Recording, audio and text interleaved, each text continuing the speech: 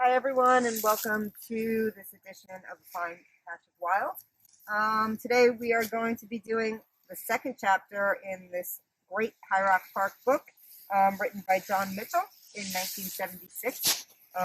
This is the original version of it. My name is Karen, by the way, and we're going to be meeting up with Angel, my coworker. She has the newer edition of this book. And we're going to take a journey through this book over the course of the next couple of weeks and months. We have already done chapter 1. Today we're going to talk about chapter 2, which is entitled Fire and Ice, which touches on the geological history of High Rock Park here. As you can see, we're standing by Loose Strife Swamp, which is a kettle pond that was carved out by the Wisconsin Glacier, probably about 15 to 20,000 years ago, when it receded and melted. So we're going to take a little walk and check out the park and go meet up with Angel.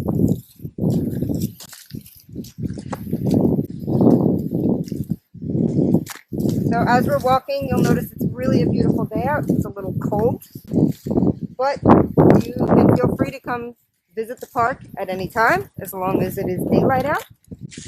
And dress warmly, but it's really a very nice day. And if you're walking around, you won't get too cold.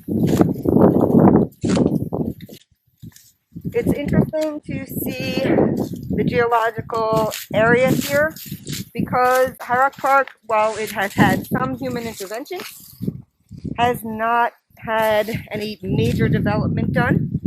Most of Staten Island has been developed either for housing or for malls and things like that. And we don't really see the shape of the earth because it's been cut into and made into highways and things like that. So it's a really nice place to come and visit to see the natural shape of what our island looks like.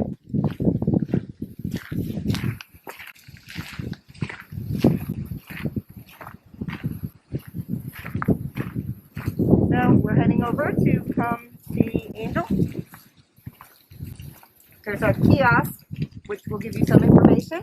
We have a trail map there so you can visit that. And we also have some information on our social media sites, like our Instagram page, Facebook pages, and our website. Hi Angel, how are you? Hi everyone, I'm doing great. It's kind of chilly, but it's really nice to sit here and breathe in High Rock Park today. And I just started chapter 2 here, which is what we're going to be talking about, which is fire and ice. So I'm just going to read the first part of the chapter so that you can kind of get an idea of what was happening here about 500 million years ago. Once upon a time, say about 500 million years ago, it was quite a different kind of place. Life was young and invertebrate then, and wet.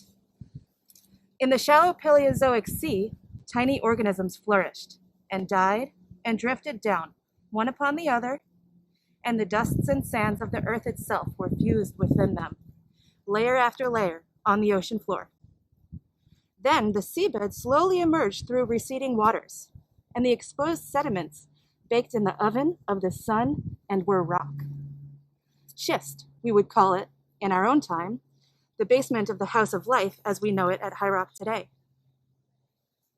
The house was a long time a-building. 200-300 million years slipped by, and now there are dinosaurs at the front door, and the sky is gray with volcanic ash. The earth house trembles from the fire within it. The rocks crack vertically. Along what is now the eastern half of Staten Island, the rocks are uplifted. To the west, they slump. Now there is a high, jagged escarpment with some diabase and sandstone protruding, but mostly black-gray serpentine laced with magnetite, the oxide of iron.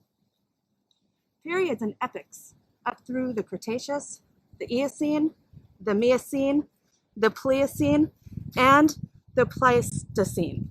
And then the ice, 2 great sheets grinding down from the north, covering all the first time. The second, the one called Wisconsin, terminating with its moraine heaped high along the eroded escarpment. The final architectural touch, only yesterday, 20,000 years ago. The ice retreats. The land is littered with boulders.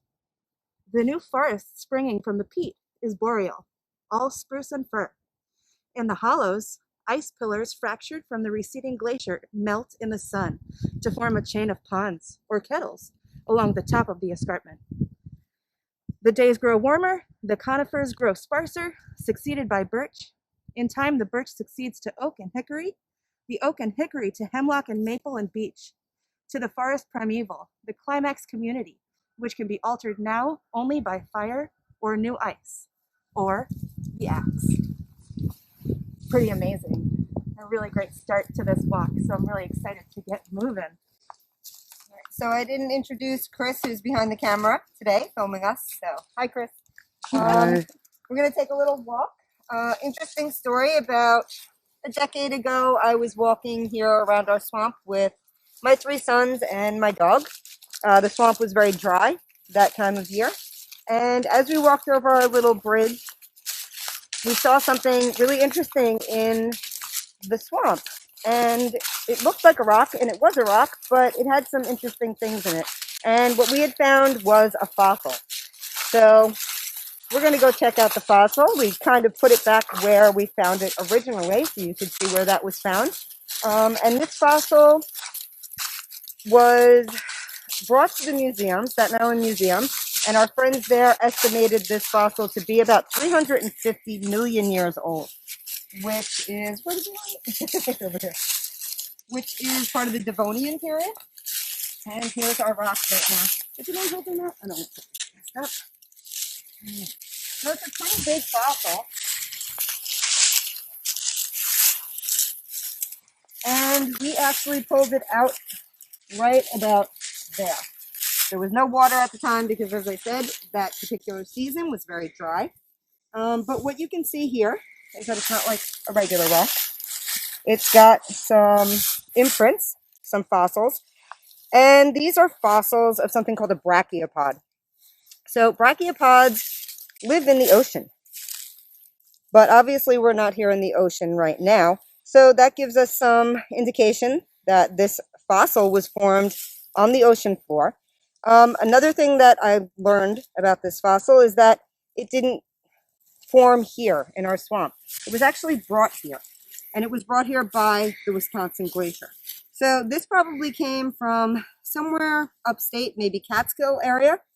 It was formed when that area was the seafloor. And when the glacier came, when the ice age was here, it actually moved this fossil down into Staten Island. And when the glacier receded and melted, like Angel mentioned before, it just kind of dropped it. And Staten Island does have a lot of glacial till, which is the stuff that was left behind from the glacier. And many people actually find fossils here. So don't just look at a rock and think it's a rock. Maybe it's something more interesting, and maybe it's something more important. So pretty cool. It's pretty heavy. We've had this fossil now for probably about a decade. And, you know, if you ever have a chance to come check out our education department, you can come and see that as well. So I'm going to put our little fossil back for now because it's really heavy. And we're going to continue our walk.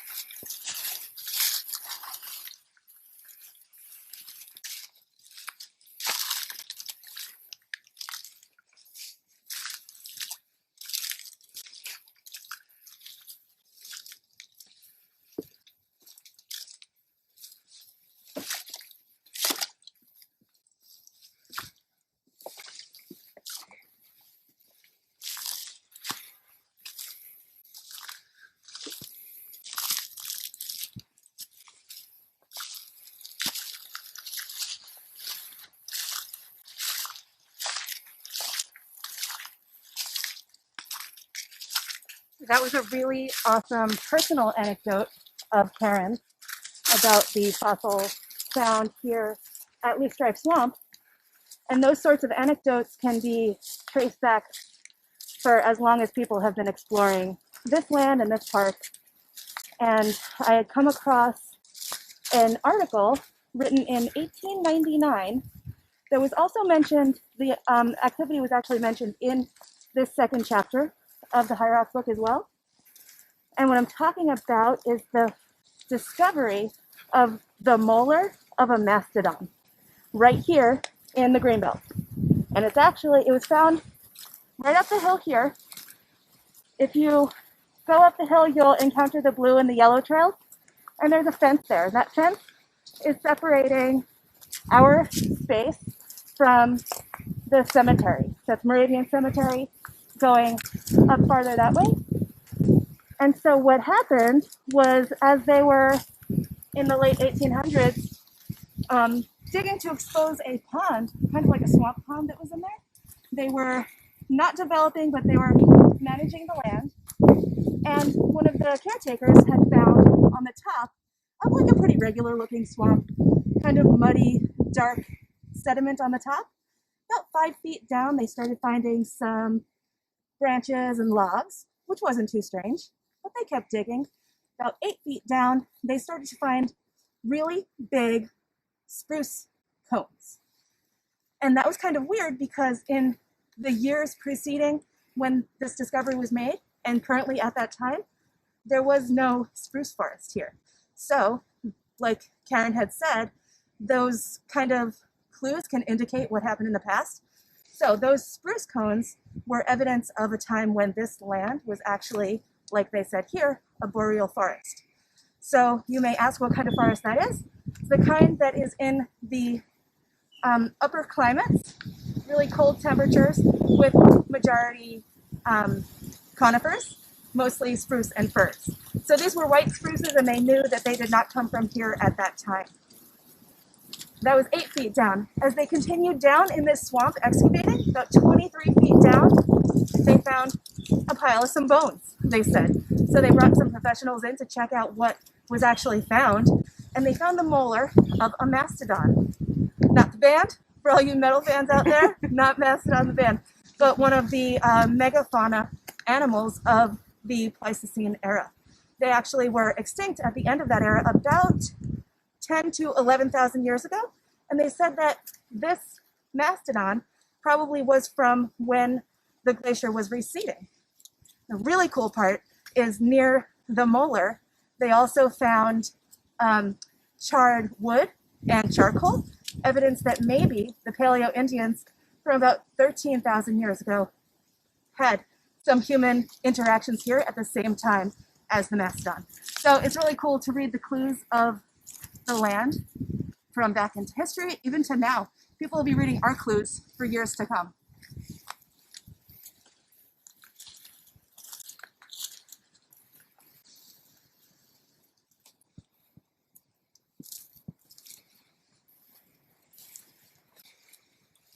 So again, we have this beautiful landscape here that we would love for you to come and visit anytime.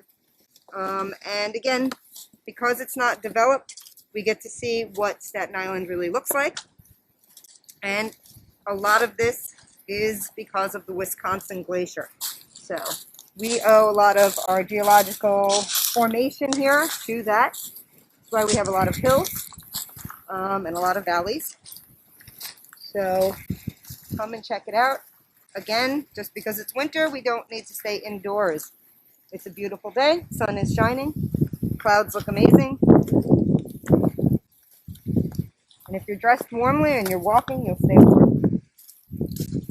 And there are lots of birds out today, I've noticed. There are lots of various bird songs. So oftentimes these days when there are fewer people out in the park, might be even the best times to come out and experience some of the local wildlife inhabitants kind of putting their guard down because there aren't so many people around.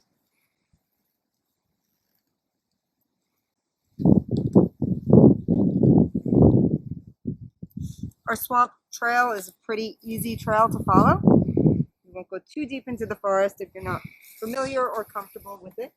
It's a quick, maybe 10-minute walk around our swamp here, and you can follow these awesome trail markers that Angel repainted this year, well, last year now. So it's really easy to follow. This trail is called the Lavender Trail.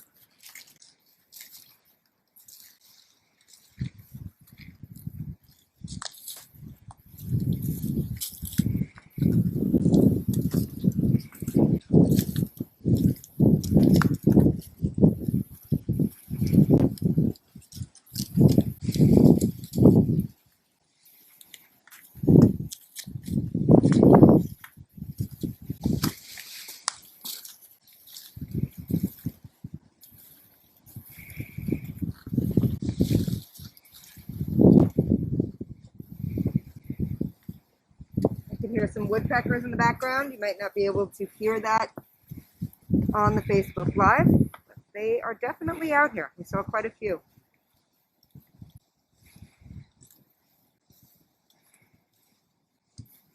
So in closing here, we thought it would be really nice to bring you to this really beautiful vantage point where you can see from the bottom elevation, the lowest elevation here of Loosestrife Swamp, all of the hills and the topography around us,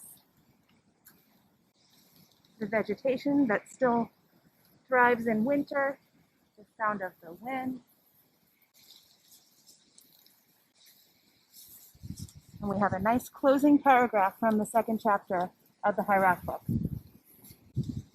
Air, water, soil, and fire, writes microbiologist René Dubois. The rhythms of nature and a variety of living things are not of interest only as chemical mixtures, physical forces, or biological phenomena. They are the very influences that have shaped human life, and so they are. But often, the process can work in the other direction too. Human life influencing the rhythms and varieties of nature, as it has at High Rock, for better or for worse, since humankind first planted its heavy foot here.